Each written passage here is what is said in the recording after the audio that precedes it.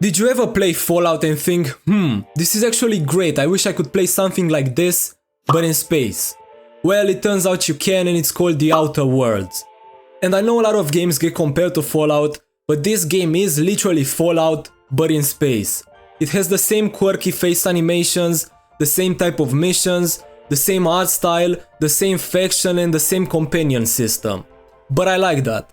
And it's normal that The Outer Worlds is like this, because it's made by Obsidian, the same studio behind the best Fallout game, Fallout New Vegas. So this game isn't something unique, no, it actually feels very familiar, which is not a bad thing.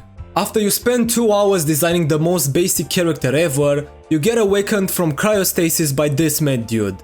His name is Phineas and he needs your help to save the galaxy. Sounds easy enough, so why not?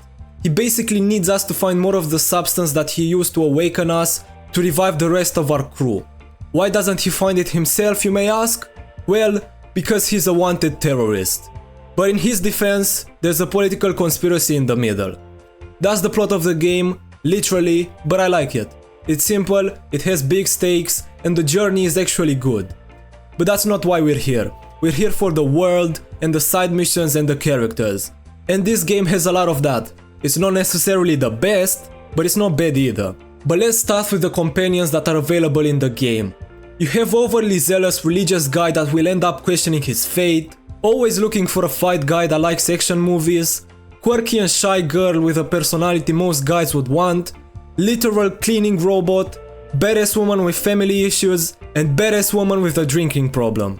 These are all of them and they are actually pretty good. I didn't find any of them too annoying, which is a good thing, and of course they have some cheesy dialogue at times, but you have to understand something about this game. It is meant to be cheesy and stupid because the game itself is a satire. A satire on what, you might ask? Well, on society. Yes, I know, how original. You see, everything in this game is run by huge corporations, and well, they are the main villain of this game. So thus the game sends us a message on how capitalism ruined the small businesses. But in its defense, without capitalism, those kids in China wouldn't have a job, so think about that. But back to the companions. Their quests vary from being a wingman to one, to taking hardcore drugs with another, to committing insurance fraud, and there's the cleaning robot. He is literally a cleaning robot. I don't know what else to say about him, but I love him, he's the best. The quests aren't bad in any way, but some of them do feel a bit boring, I have to say. I like Parvati, but I don't want to go shopping with her for beauty products. I'd rather play Redfall.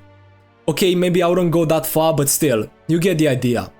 But they're not all like this. I really like the Vicar Max quest because it's about a religion in the game, and world building stuff like that is really cool.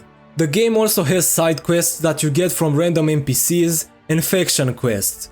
There are a lot of factions in this game, some more important and other less important, but they all have some form of a related quest or interaction. And this is really great. The factions also have a reputation system, but it's not like in Skyrim, where you can just become the faction's leader by stealing a ring from someone. You can help factions or not help them, but you're not gonna become a major influence within it. The higher the reputation, the better deals you have with merchants and stuff like that. But if you have a really low reputation with one of them, their soldiers will be hostile with you as soon as they see you. Like, I accidentally killed half the city that is being controlled by the board, and then that locked me out of the main quest of the game because the soldiers attacked me on sight and I couldn't do the main mission. And it was a mistake. I mean, yes, I killed half the city, I'm not denying that, but like my gun was unloading itself, there was nothing I could do about it. But for real now, I don't know if the soldiers are supposed to stay aggroed on you forever, or if it was a bug, but I couldn't make them non-hostile again. So that's a bit of a problem if you ask me, but hey, I only had to reload a save and play half the game again, so it can easily be fixed. But the faction quests are usually really good. In most of them you have complex moral decisions that you have to take that directly impact the people of those factions. Take for example the quest on Monarch, which is one of the planets in the game. You have these two factions, the MSI and the Iconoclasts. They are in direct conflict, but at the end of the quest you can make peace between them. Or, like in my case, kill all of the Iconoclasts because of one stupid side objective I didn't do. But I'm not complaining, because my actions had consequences, which is one of the most important things in an RPG. So yeah, overall the faction missions are pretty good. Some of them are boring, but most of them are good, and depending on if you do these missions or not, you have different endings. But now let's talk about more interesting stuff like shooting people. The combat of this game in terms of gameplay is really good, but in terms of weapon variety is shit. The shooting feels much better than the Fallout series, it has a higher pace and you can move fast during the combat, which makes it more interesting. The companions also have different abilities that help you. This part of the combat is great. You even have a new twist on the VET system. But the weapons are really boring. For the first half of the game, you find unique weapons, but then you just find previous weapon but called Mark II now. And I'm not joking, look at it. And that makes combat a bit repetitive in the later stages of the game. It is what it is, at least you have super diverse enemy types. Well, about that. Yep, this game only has 2 enemy types. These bandits that look like recycled Borderlands characters and the soldiers of the factions that just have different skins. Even the wildlife is the same. You have multiple planets, but still somehow they're inhabited by the same monsters. By this logic, the alien biology that this dude talked about are probably cows from Uranus. But all this somehow is balanced by how fun and enjoyable the combat is, so I'll give it a pass. Graphically, this game is amazing. In my opinion, it looks better than what we've seen so far from Starfield, which is really bad for Bethesda considering that The Outer Worlds came out in 2019.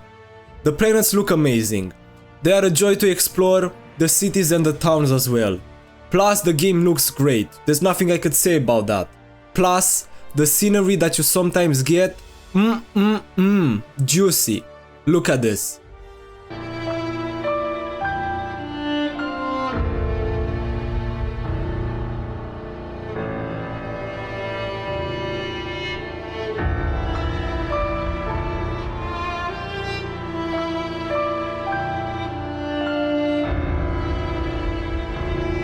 But one thing I found really bad about this game is the ending.